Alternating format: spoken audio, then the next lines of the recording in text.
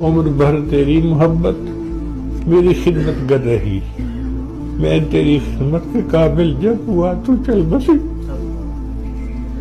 بیٹا جب ماں کی خدمت کے قابل ہوتا ہے تو عام طور پر ماں باپ چلے جاتے ہیں، پھر موقع نہیں ملتے۔